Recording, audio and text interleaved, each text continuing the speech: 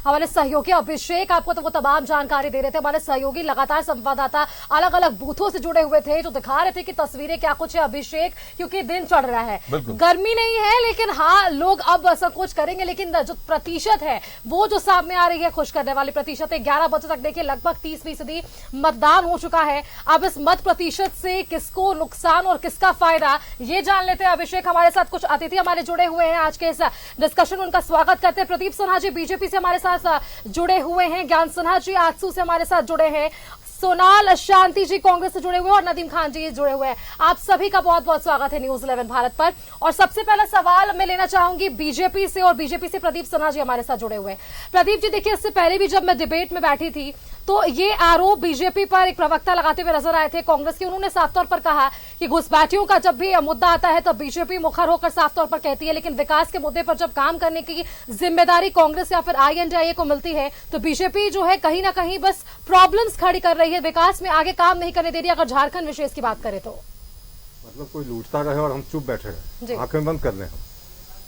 और भ्रष्टाचार की जो इकाइयां हैं, निरोधक इकाइयां हैं राज्य में, ACB हो या फिर इंटेलिजेंस इनपुट आता होगा, वो अपना काम भी ना करें, मुख्यमंत्री के पास फाइल हस्ताक्षर करने के लिए जाए, उस पर 3-3 महीने आप कोई निर्णय नहीं ले, फिर भी हम चुप बैठे रहे, तब जाकर होगा कि बीजेपी विपक्ष में रह के भी रचनात्मक सहयोग करेगी। अगर हम मुखर होकर उन चीजों का विरोध करें तब अड़चने पैदा करने का हम पर आरोप लगाया जाता है। तो पहले अपने गिरेबान में झांक लेना कि आखिर जो 50 सीटों के साथ आपको बहुमत मिला था, जनता ने जिम्मेदारी दी थी काम करने की, तो काम तो सिर्फ एक ही किया आपने। आज आखिर हेमंत सोरेन जेल में बंद है, आलमगीर आलम पीछे पीछे गए, कई अधिकारी जेल में है, तो उसका पीछे कोई कारण होगा ना कि अनायास बस यूं ही किसी को जेल भेज दिया। 4-4 महीने 6-6 महीने 2-2 साल से पड़े हुए जेल में, बेल नहीं मिल रही, उसके बाद भी न्यायपालिका पर भी प्रश्न। और आपको एक चीज बताऊं आपको कि सुप्रीम कोर्ट में जो हेमंत सोरेन के लिए कपिल सिब्बल लड़ाई लड़ रहे हैं, उनकी कलई खुल के जो विद्वान वकील के रूप में उनको पेश किया जाता है ना, वहां सुप्रीम कोर्ट ने उनकी कलई खोल दी कि किस तरह से आप चीजों को मिसलीड कर रहे थे। यहाँ तक कि सुप्रीम कोर्ट का जो सचिवालय है उसको गुमराह करने की कोशिश की गई। तो अपना काम करिए, आप अपना काम करेंगे नहीं, भारतीय जनता पार्टी पर घुमा फिरा का आरोप लगाना। और जहां तक आपने कहा कि वो जो घुसपैठ वाली बात थी बांग्लादेशी घुसपैठियों की, कोई इससे इनकार कर सकता है क्या कि जो आपके सीमा वाले इलाके हैं संथाल परगना के, वहां बांग्लादेशी घुसपैठियों का अतिक्रमण नहीं हो रहा है। और डेमोग्राफिक चेंज करने के साथ साथ सबसे गंभीर खतरा तो उन आदिवासी बहनों और बेटियों के साथ है जिनको वो प्रेम जाल में फंसाकर अपने गिरफ्त में लेते हैं, फिर शादी ब्याह करके फिर उनकी जमीन पर कब्जा करना, जो कुत्सित प्रयास चल रहा है। जिम्मेदार कौन है प्रदीप जी? निश्चित रूप से देखिए, अब कोई ना कोई तो डिफेंस में खड़ा हो जाता है कि ऐसा कुछ नहीं हो रहा। जिसको लगता है कि नहीं हमारा वोट बैंक वो सुरक्षित रहे, उसके खिलाफ अगर हम आवाज उठाएं तो भारतीय जनता पार्टी को आप सांप्रदायिक बताएंगे कि भारतीय जनता पार्टी घुसपैठ से ही इनकार कर दिया जाता है। घुसपैठ से देखिए इनकार करने से नहीं होगा ना। अभी आपके अजय लाल बता रहे थे कि शादी ब्याह में कौन खड़ा रहता है, पीठ पर कौन हाथ रखता है। अरे मुख्तार अंसारी भी पीठ पर हाथ रखा करते थे, तो क्या चुप बैठ जाती वहां की सरकार? जो उन्होंने यातनाएं दी लोगों की, जो अत्याचार किए, उसके खिलाफ मुखर होना होगा। और सरकारें आती हैं जाती हैं, लेकिन जो सरकार काम करती है उसको याद रखा जाता है। चलिए सोनाल शांति जी का रुख करते हैं, कांग्रेस से हमारे साथ जुड़े हैं सोनाल, घुसपैठ हो रही है बांग्लादेश की घुसपैठ संथाल में या नहीं हो रही है? पहले स्पष्ट ये कर दीजिए, आप क्या मानते हैं? पहले तो स्पष्ट इनको करना चाहिए, भाजपा को करना चाहिए कि अगर वहां घुसपैठ हो रही है तो कब से हो रही है? क्या ये बीते 5 वर्षों के दौरान ही हो रही है? और अगर घुसपैठ हो रही है तो इसकी विफलता किसकी है? क्या राज्य सरकार बॉर्डर की सुरक्षा करती है, या बॉर्डर की सुरक्षा की कमान किनके हाथों में होती है? गृह मंत्री के हाथों में होती है। अगर घुसपैठ को रोकने में वो विफल है तो वो सीधा सीधी अपनी जिम्मेवारी लेकर 2 मिनट रोकना चाहूंगा सोनाल, एक खबर आ रही है, 2 मिनट आपको रोकना चाहूंगा। हमारे सहयोगी अजय लाल इस वक्त जिस मतदान केंद्र में मौजूद है, कुछ बताना चाह रहे हैं हमसे। अजय, आप कुछ बताना, कुछ दिखाना चाह रहे हैं? परिवार के साथ वोट डालने आए हैं, तमाम व्यस्तता के बावजूद तमाम देखेंगे पूरी तरह से कतारबद्ध होकर अपने वोट का प्रयोग करते हुए गोड्डा के डीसी और गोड्डा के एसपी अपने परिवार के साथ और वोट डालकर वो जैसे ही बाहर आएंगे मैं उनसे बातचीत कर। अंदर मत जाइए, अंदर मत जाइए। नीरज थोड़ा बाहर आ जाइए, बाहर आ जाइए। गोपनीयता का ख्याल रखिए। मैं सिर्फ ये सूचना दे रहा हूं कि गोड्डा संसदीय क्षेत्र के शिवाजी नगर बूथ संख्या 327 के पास इस वक्त बड़ी संख्या में लोग मौजूद हैं। और तमाम प्रशासनिक व्यवस्थाओं का जायजा लेने के बाद प्रशासनिक अधिकारी वोट डालने के लिए आए हैं। वोट डालने के बाद वो जैसे ही बाहर आएंगे मैं उनसे बातचीत करने की कोशिश करूंगा और जानने की कोशिश करूंगा कि गोड्डा संसदीय क्षेत्र में पोलिंग की क्या स्थिति जैसे ही है। बाहर निकलते हैं गोड्डा से, गोड्डा के डीसी अंदर है, वोट देने के लिए आए, जैसे ही बाहर निकलते हैं बात कीजिएगा। आप उनसे रुक करते हैं हमारे अतिथियों का। सोनाल शांति, आप कुछ कह रहे थे, बात पूरी कर लें। अगर वहां पर घुसपैठ हो रही है तो घुसपैठ तो अगर बांग्लादेश से हो रही तो सीमा की सुरक्षा करना किसकी जिम्मेवारी है? उसके मंत्री कौन है? उसके मंत्री माननीय गृह मंत्री अमित शाह जी हैं। अगर वो इस घुसपैठ को रोकने में असफल होते हैं, और घुसपैठ क्या सिर्फ यहाँ बांग्लादेश से हो सकता है कि कहीं और भी हो रहा है। जब बांग्लादेश के ऊपर में आप ये आरोप लगाते हैं कि वहां से भारी मात्रा में घुसपैठ हो रही है, तो गृह मंत्री जी को तो नैतिक आधार पर ये कहते हुए कि मैं घुसपैठ को रोकने में सक्षम नहीं हूं, इस्तीफा दे देना चाहिए था। पिछले 5 वर्षों के दौरान 5 वर्षों से वो क्या कर रहे थे? घुसपैठ को रोकने में अगर विफल है तो इसका मतलब कि वो पूरी तरह से नकारा साबित हो गए इस पूरे देश में। तो एनआरसी का विरोध क्यों करते हैं आप लोग फिर? दूसरी बात, अगर आपको बांग्लादेश से इतनी चिंता थी कि बांग्लादेशी घुसपैठी है, डेमोग्राफी बदल रही है, अरे डेमोग्राफी क्या बदल रही है? अगर धर्म की बात करें, शादी की बात करें, ये तो मुख्तार अब्बास नकवी और शाहजहां हुसैन ने पहले ही उदाहरण को पेश कर दिया है कि भाई हम किसी दूसरे धर्म की लड़कियों से शादी कर सकते, किसी और से शादी कर सकते। वहां क्या हो रहा नहीं हो रहा? 5 वर्ष तक आपका शासनकाल रहा, रघुवर जी यहाँ के मुख्यमंत्री रहे। उन 5 वर्षों में उन्होंने क्या किया? क्या उन 5 वर्षों के अंदर में डेमोग्राफी नहीं चेंज हो रही थी?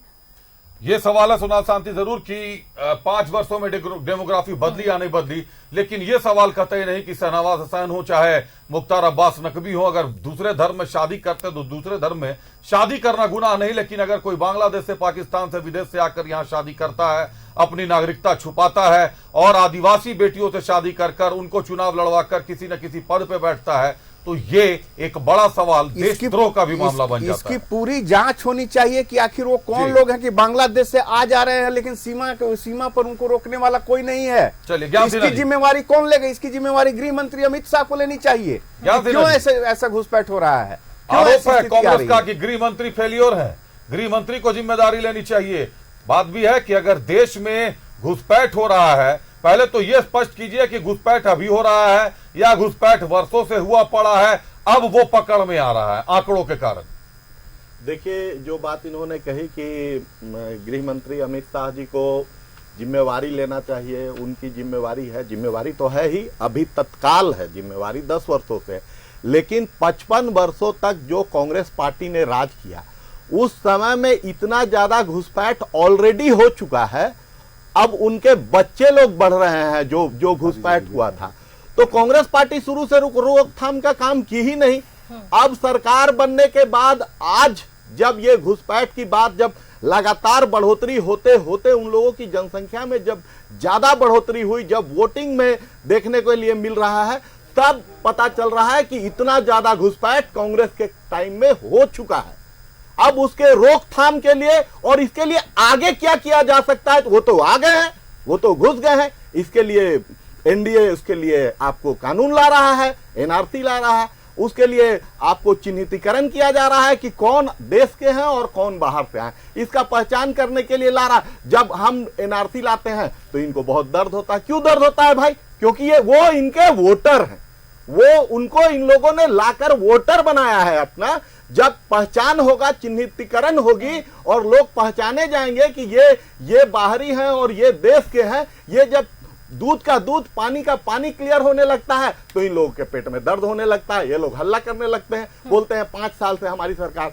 आपने 55 वर्षों तक महाराज घुसाया, आपने 55 वर्षों तक घुसपैठ को बढ़ावा दिया और आज आप कहते हैं कि 10 साल से आपकी सरकार है। जब आपने पहले ही घुसा दिया है, पहले से रास्ता बना दिया है, अब उसका उपाय तो यही ना हो सकता है केंद्र सरकार के द्वारा कि हम चिन्हित करें कौन कौन है। उसके लिए हम कानून ला रहे हैं और उस कानून के जरिए क्लियर होगा कि किस कौन कौन घुसपैठिए हैं और कौन कौन देश के हैं और कौन कौन बाहर वाले हैं।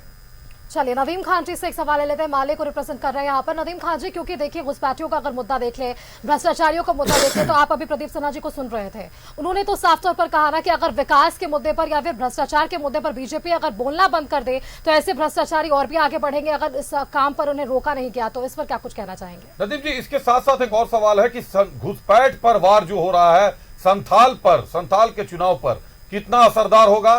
दूसरा कि अभी भाजपा प्रवक्ता और आसू प्रवक्ता का कहना है कि एनआरसी के खिलाफ हैं आप लोग, क्यों एनआरसी नहीं चाहते हैं देश में? देखिए, पहला तो ये है कि बीजेपी बोलती कुछ है, करती कुछ है और रिजल्ट मिलता कुछ और है। जिस देश के नागरिक ने आपको सत्ता में पहुंचाया, आज उसी देश के नागरिक को आप बोलते हैं कि हु आर यू, पहला। दूसरा चीज ये कि सारे के सारे भ्रष्टाचारी बीजेपी में ही है और जिस तरह का चीज ये चला रहे हैं उसके लिए तो अभी जो पूरी 10 साल की स्थिति में अभी स्थिति ये हो चुकी है कि सरकार बनाम आम जनता हो चुकी है। उस सूरत नदीम खान जी, आपको यहाँ पर थोड़ा रोकना चाहेंगे। हमारे साथ अजय लाल जुड़े हुए डीसी से बातचीत कर रहे हैं, गोटा से हैं। क्या कुछ तस्वीरें हैं अजय तक अगर मेरी आवाज पहुंच रही होगी तो वो तस्वीरें दिखाने का हम काम करेंगे, क्योंकि वहां सुरक्षा व्यवस्था को लेकर भी लगातार जो है वो जायजा लिया जा रहा था अभिषेक, और अब तस्वीरें हैं, तमाम अधिकारी भी पहुंच रहे, अपना मत का प्रयोग कर रहे हैं, डीसी भी वहां पर पहुंचे, वो तस्वीरें भी हमने देखी। और देखिए, इस बार निर्वाचन अधिकारी और सारे विभाग ने ये कहा है कि परिवार संग वोटिंग कीजिए, तो तमाम प्रत्याशी भी अपने परिवार के साथ पहुंच रहे हैं अजय। बिल्कुल बिल्कुल सुष्मिता, परिवार के साथ पहुंच रहे हैं और हमारी टीम, हमारे मतदाता जो है बहुत जागरूक होते हैं।